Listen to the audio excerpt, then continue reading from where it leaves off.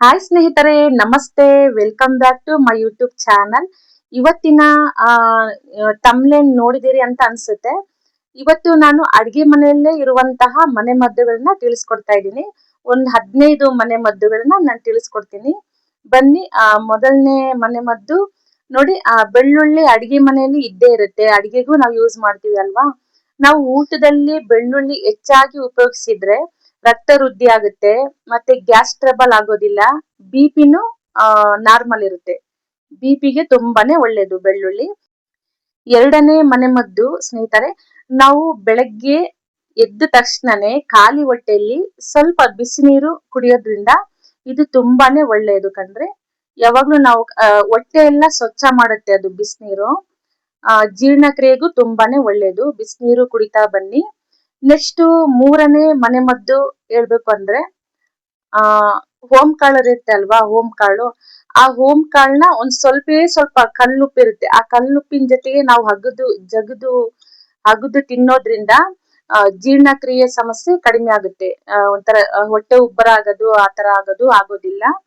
Next ನಾಲ್ಕನೇ ಮನೆಮದ್ದು ಅಂದ್ರೆ, ನಾವು ಡೈಲಿ 2 ಚಮಚ ಜೇನುತುಪ್ಪ ಸೇವಿಸೋದ್ರಿಂದ ನರಗಳು ಬಲಪಡಿಸುತ್ತೆ ಕಣ್ರಿ. ನರಗಳಿಗೆ ಶಕ್ತಿ ಬರುತ್ತೆ.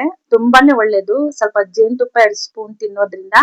ಐದನೇ ಮನೆಮದ್ದು ಹೇಳ್ಬೇಕಂದ್ರೆ, ನಾವು ಊಟಕ್ಕಿಂತ ಮುಂಚೆ ಯಾವುದೇ ಕಾರಣಕ್ಕೂ ಸಿಹಿನ ತಿನ್ಬಾರ್ದು. ಯಾಕೆ ಅಂದ್ರೆ ಇದು ಪಚನ ಕ್ರಿಯೆ ಅಸ್ತವ್ಯಸ್ತ ಮಾಡುತ್ತೆ ಕಣ್ರಿ. ಇದ್ರಿಂದ ಹಾಗಾಗಿ ನಾವು ಊಟ ಆದ ನಂತರ ನಾವು ಸಿಹಿ ತಿಂದ್ರೆ ಒಳ್ಳೇದು. ನೆಕ್ಸ್ಟ್ ಆರನೇ ಮನೆಮದ್ದು, ಬರೀ ಜೀರಿಗೆ ನಾವು ಅಗಿದು ತಿನ್ನೋದ್ರಿಂದ ಹೊಟ್ಟೆ ಉಬ್ಬರ ಕಡಿಮೆ ಆಗುತ್ತೆ, ಹೊಟ್ಟೆ ನೋವು ಕೂಡ ಕಡಿಮೆ ಆಗುತ್ತೆ ರೀ.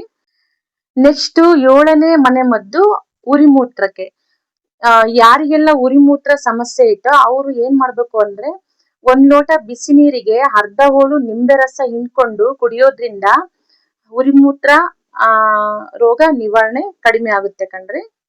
ನೆಕ್ಸ್ಟ್ ನೋಡಿ, 8ನೇ ಮನೆಮದ್ದು ತಿಳಿಸ್ಕೊಡ್ತಾ ಇದ್ದೀನಿ. ಕಫ, ಕೆಮ್ಮು, ಶೀತ ಜಾಸ್ತಿ ಆಗಿದ್ರೆ ಇದು ಕಡಿಮೆ ಆಗ್ಲಿಕ್ಕೆ ನಾವೇನ್ ಮಾಡ್ಬೇಕು ಅಂದ್ರೆ, ಬಿಸಿ ನೀರು ಇರುತ್ತೆ, 1 ಕಪ್ ಬಿಸಿನೀರಿಗೆ ನಾವು ಒಂದು ಚಿಟಿಗೆ ಅರಿಶಿನ ಪುಡಿ ಹಾಕೊಂಡು ಕುಡಿಯೋದ್ರಿಂದ ದಿನಕ್ಕೆ 2 ಬಾರಿ ಕುಡಿಬೇಕಾಗುತ್ತೆ, ಬೆಳಗ್ಗೆ ರಾತ್ರಿ. ಕುಡಿಯೋದ್ರಿಂದ ಬೇಗನೆ ಕೆಮ್ಮಿನಂತ ಸಮಸ್ಯೆಗಳು ಕಡಿಮೆ ಆಗುತ್ತೆ, ಬೇಗ ಕೆಮ್ಮು ಕಡಿಮೆ ಆಗುತ್ತೆ, ಶೀತ ಕಡಿಮೆ ಆಗುತ್ತೆ ಕಣ್ರಿ. ಇದು ಬೆನಿಫಿಟ್ ತುಂಬಾನೇ ಒಳ್ಳೇದು. ಮನೇಲೆ ಇಲ್ಲಾಂದ್ರೆ ನೀವು ಬಿಸಿನೀರಲ್ಲಿ ಹಾಕೊಂಡು ಕುಡಿಯೋಕ್ಕಾಗಲ್ಲ ಅಂದ್ರೆ, ಸ್ವಲ್ಪ 1 ಲೋಟ ಹಾಲಿಗೆ 1 ಚಿಟಿಗೆ ಅರಿಶಿನ ಹಾಕೊಂಡಾದ್ರೂ ಕುಡಿಬಹುದು. ಇದು ತುಂಬಾನೇ ಒಳ್ಳೇದು ಆರೋಗ್ಯಕ್ಕೆ ಅಂತಾನೆ ಹೇಳ್ಬೋದು.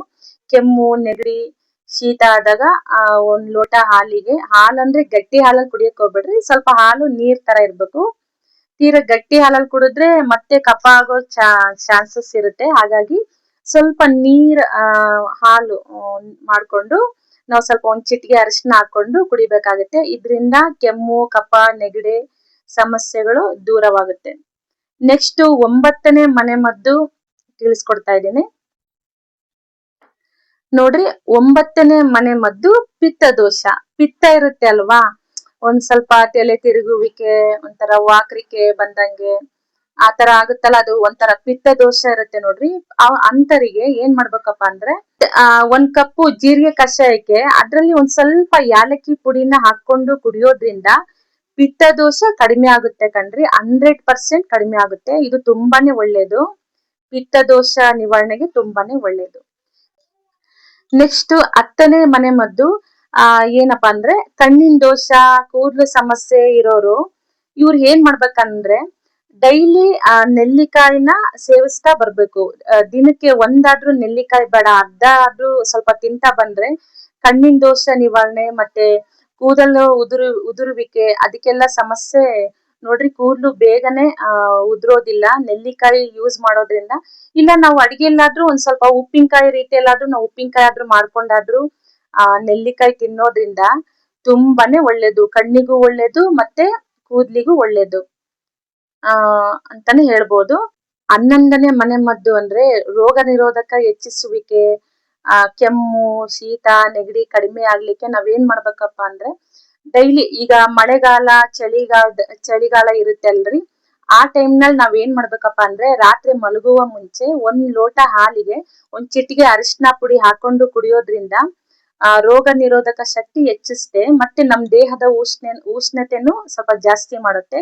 ಇದ್ರಿಂದ ನಮ್ಗೆ ಶೀತ ಆಗೋದಾಗ್ಲಿ ಕೆಮ್ಮು ಏನೇ ಆಗ್ಲಿ ಸ್ವಲ್ಪ ಕಡಿಮೆ ಆಗುತ್ತೆ, ಆಗೋದು ಕಡಿಮೆನೆ. ಆ ಟೈಮ್ನಲ್ಲಿ ಇದನ್ನ ನೀವು ಮಾಡ್ಲೇಬೇಕು.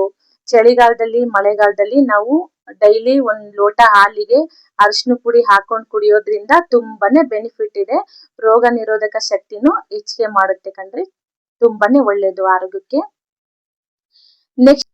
ನೆಕ್ಸ್ಟ್ 12ನೇ ಮನೆಮದ್ದು ಹೇಳ್ಬೇಕಂದ್ರೆ ಬಸಳೆ ಸೊಪ್ಪು ಇರುತ್ತೆ ಅಲ್ವಾ, ಆ ಬಸಳೆ ಸೊಪ್ಪು ನಮ್ಗೆ ತುಂಬಾನೇ ಒಳ್ಳೇದು ಕಣ್ರಿ ಆರೋಗ್ಯಕ್ಕೆ. ಯಾಕೆಂದ್ರೆ ಆ ಬಸಳೆ ಸೊಪ್ಪಿನಿಂದ ನಾವು ಪಲ್ಯ ಸಾಂಬಾರು ಮಾಡ್ಕೊಂಡು ತಿನ್ನೋದ್ರಿಂದ ದೇಹಕ್ಕೆ ತಂಪು ನೀಡುತ್ತೆ.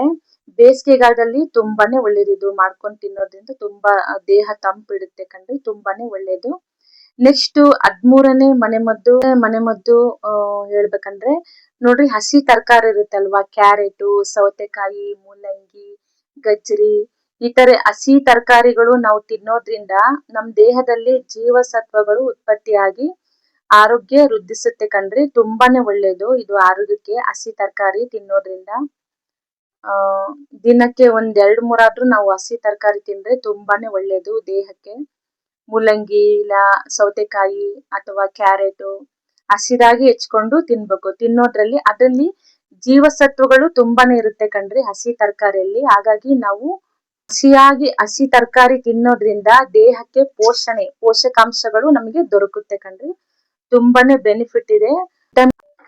ನೆಕ್ಸ್ಟ್ 14ನೇ ಮನೆಮದ್ದು ತಿಳಿಸೋದಾದ್ರೆ ನೋಡ್ರಿ, ಮಕ್ಕಳಿಗೆ ನಾವು ಕೊಬ್ಬರಿ ಎಣ್ಣೆನ ಮೈಗೆಲ್ಲ ಹಚ್ಬಿಟ್ಟು ಅವರಿಗೆ ಸ್ನಾನ ಮಾಡಿಸೋದ್ರಿಂದ ಅವ್ರಿಗೆ ತುಂಬಾನೇ ಒಳ್ಳೇದು ಕಣ್ರಿ. ವಿಟಮಿನ್ ಡಿ ಸಿಗುತ್ತೆ, ಹಾಗೂ ಅದ್ರ ಜೊತೆಗೆ ಮೂಳೆಗಳು ಗಟ್ಟಿಯಾಗಿ ಕೈ ಕಾಲುಗಳಿಗೆ ಶಕ್ತಿಯನ್ನು ಒದಗಿಸುತ್ತೆ, ಹಾಗೂ ಆರೋಗ್ಯನೂ ವೃದ್ಧಿಯಾಗುತ್ತೆ ಕಣ್ರಿ, ತುಂಬಾನೇ ಒಳ್ಳೇದು. ವಾರದಲ್ಲಿ 2 ಸಲನಾದ್ರೂ ನಾವು ಮಕ್ಕಳಿಗೆ ಕೊಬ್ಬರಿ ಎಣ್ಣೆ ಹಚ್ಬಿಟ್ಟು ಸ್ನಾನ ಮಾಡಿಸೋದ್ರಿಂದ ಅವ್ರಿಗೆ ಆರೋಗ್ಯ ತುಂಬಾನೇ ಚೆನ್ನಾಗಿರುತ್ತೆ ಮಕ್ಕಳಿಗೆ. ನೋಡ್ರಿ, 15ನೇ ಮನೆಮದ್ದು ತಿಳಿಸ್ಕೊಡ್ತಾ ಇದೀನಿ. ಸೋಯಾಬೀನ್ ಗೊತ್ತಲ್ವಾ, ಸೋಯಾಬೀನ್ ಎಲ್ಲರ ಮನೇಲೂ ಇದ್ದೇ ಇರುತ್ತೆ, ಪಲಾವ್ಗೆಲ್ಲ ಹಾಕ್ತಿವಿ. ಆ ಸೋಯಾಬೀನ್ ಏನ್ ಮಾಡ್ಬೇಕಪ್ಪ ಅಂದ್ರೆ, ಆ ಸೋಯಾಬೀನ್ ನಾವು ಹೆಚ್ಚಾಗಿ ಅಡಿಗೆಯಲ್ಲಿ ಯೂಸ್ ಮಾಡೋದ್ರಿಂದ ಆ ಸೋಯಾಬೀನ್ ಅಲ್ಲಿ ನಾರಿನಾಂಶ, ಕ್ಯಾಲ್ಸಿಯಂ, ಪ್ರೋಟೀನ್ ಇರೋದ್ರಿಂದ ಕಬ್ಬಿನಾಂಶನೂ ಕಡಿಮೆ ಇರುತ್ತೆ. ಹಾಗಾಗಿ ಅದು ಆರೋಗ್ಯಕ್ಕೆ ತುಂಬಾನೇ ಒಳ್ಳೇದು ಕಣ್ರಿ. ಹೆಚ್ಚಾಗಿ ನಾವು ಅಡಿಗೆಗೆ ಯೂಸ್ ಮಾಡ್ಕೊಳ್ಳೋದ್ರಿಂದ ತುಂಬಾನೇ ಒಳ್ಳೇದು ಆರೋಗ್ಯಕ್ಕೆ. ಆದ್ರೆ ಥೈರಾಯ್ಡ್ ಇರೋರು ಮಾತ್ರ ಇದು ಸೋಯಾಬೀನ್ ತಿನ್ನಕ್ ಹೋಗ್ಬೇಡ್ರಿ. ಡಾಕ್ಟರ್ ಸಜೆಷನ್ ಕೇಳ್ಬಿಟ್ಟು ನಾವು ತಿನ್ಬೇಕಾಗುತ್ತೆ. ಒಟ್ಟು ಥೈರಾಯ್ಡ್ ಇರೋರು ತಿನ್ನೋ ಹಾಗಿಲ್ಲ.